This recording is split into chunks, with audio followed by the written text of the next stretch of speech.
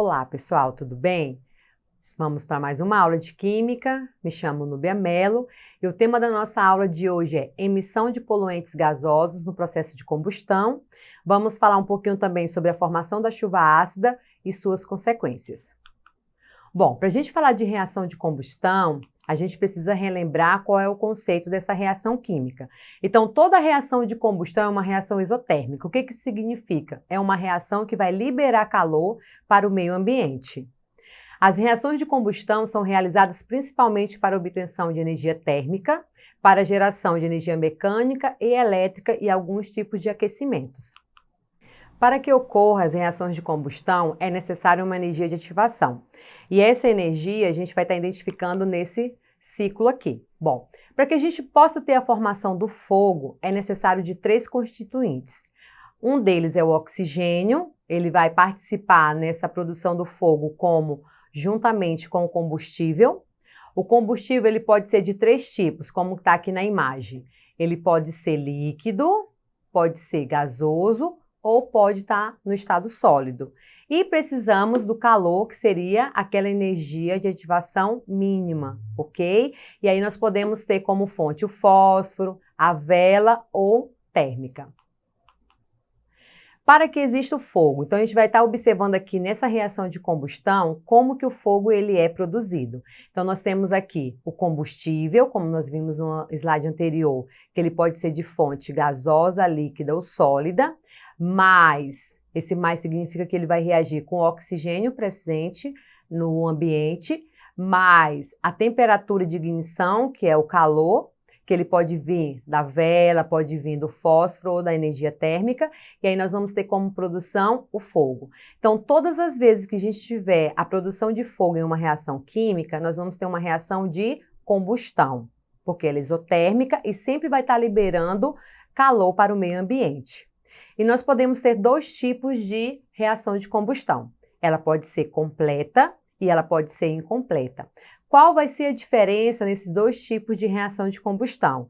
A produção da substância. Então, aqui, na combustão completa, nós temos como produto principal o dióxido de carbono, lembrando que ele é classificado como uma função inorgânica chamada óxido, lembrando que os óxidos é aquela substância binária, que tem 2 elementos químicos, e que obrigatoriamente a gente tem que ter a presença do oxigênio. Na reação de combustão incompleta, nós podemos ter 2 tipos de produto. O monóxido de carbono, que está aqui, ó, representado pelo C e o O, e podemos ter o carbono na forma de fulgide, que é representado pelo símbolo do elemento químico carbono, que é a letra C. Ok? Então, qual é a diferença desses 2 tipos de combustão, desses 2 tipos de reação de combustão? O produto que é formado. Sempre na combustão completa, nós vamos ter a presença do gás carbônico. Na combustão incompleta, a gente vai ter a presença do COO, que é o monóxido de carbono, e o elemento químico carbono na forma de fulgide. Quais são as consequências desses produtos liberados nessa reação química? Alguns impactos ambientais. Nós vamos ter a poluição ambiental, e aí nós temos o efeito estufa.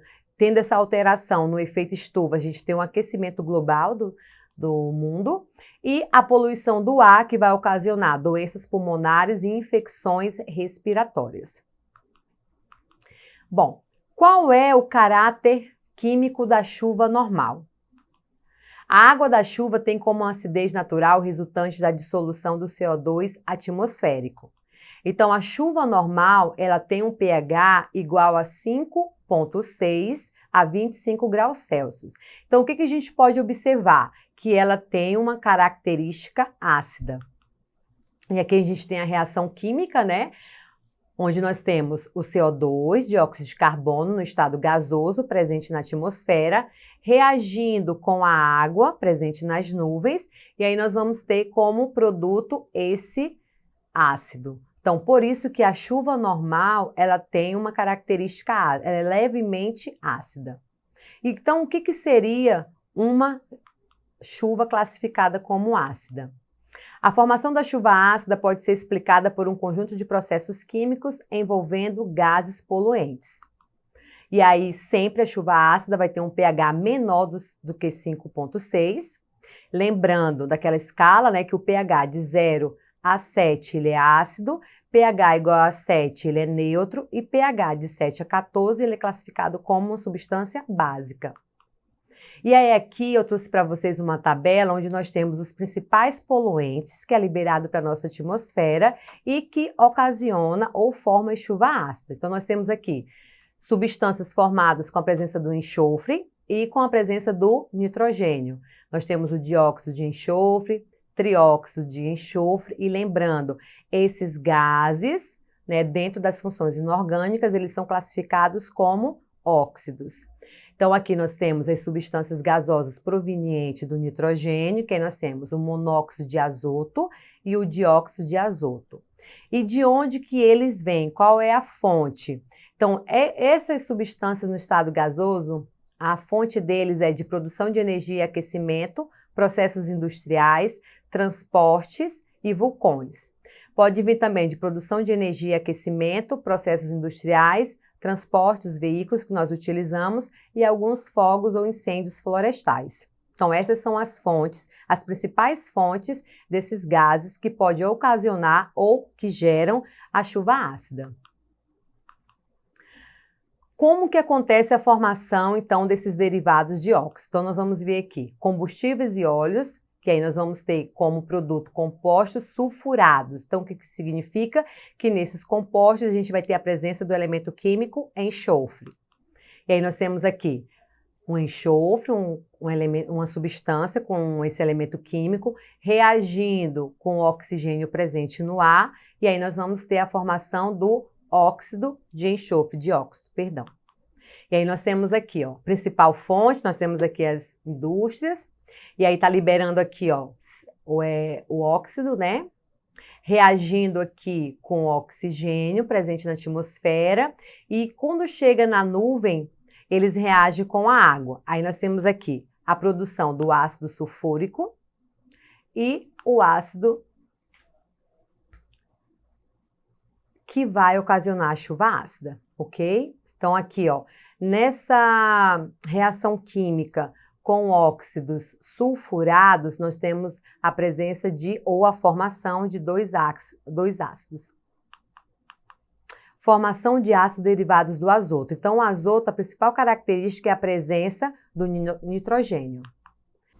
Bom, agora nós vamos estar vendo os ácidos provenientes de óxidos derivados do azoto. Então, aqui nós temos a presença da substância chamada azoto, que contém o elemento químico nitrogênio, reagindo com o oxigênio presente na atmosfera, formando o óxido conhecido como azoto.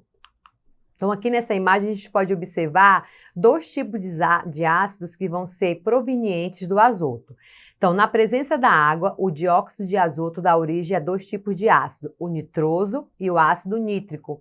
E esses dois ácidos, relembrando de aulas anteriores, são ácidos classificados como oxiácidos pela presença de oxigênio. E qual é a diferença entre eles? Na quantidade de oxigênio. Então, nós temos aqui, ó, o nitroso, que tem 2 átomos de oxigênio, e o nítrico, a terminação ico, que tem 3 átomos de oxigênio, ok? Então, quais são os ácidos presentes na chuva ácida derivado do azoto? O ácido nitroso e o ácido nítrico. Então, quais são os efeitos da chuva ácida? São a corrosão de metais, degradação de materiais de construção, monumentos, que são culturas, né, históricas de sociedades anteriores, fragilização das espécies de vegetais, e aí o prejuízo é muito grande para os agricultores nesse sentido, redução da vida aquática, modificação do pH do solo, temos o arrastamento de nutrientes do solo, que também é um dos grandes prejuízos para os agricultores, para a parte da agricultura, a libertação de íons metálicos a partir das rochas. Bom, agora a gente vai exercitar. Questão 1. Observe a imagem a seguir. Ela corresponde ao triângulo do fogo, mas repare que nela não constam os componentes necessários para que a combustão aconteça. Marque a alternativa que traz os 3 fatores essenciais para a ocorrência da reação. Então, lembrando que para que tenhamos a produção do fogo, a gente precisa de 3 elementos. A gente precisa do oxigênio, a gente precisa do combustível e a gente precisa da ativação, daquela energia de ativação mínima. Então, aqui nós temos a resposta correta na letra C, o comburente, o combustível e o calor. No caso aqui, o comburente vai ser um sinônimo do oxigênio, que ele tem como objetivo alimentar o fogo juntamente com o combustível, que pode ser proveniente de 3 fontes, a líquida, a sólida e a gasosa. Exercitando 2. Marca a alternativa que indica corretamente o nome do fenômeno que acontece como resultado da interação de óxidos com o vapor d'água presente na atmosfera. Então, como a gente viu durante a aula, a reação química de óxidos com a água presente na atmosfera, a gente vai ter como formação a chuva ácida. Bom, e por hoje é só. Não deixe de acessar a plataforma Eduque para rever essa e outras aulas. Tchau, tchau e até a próxima.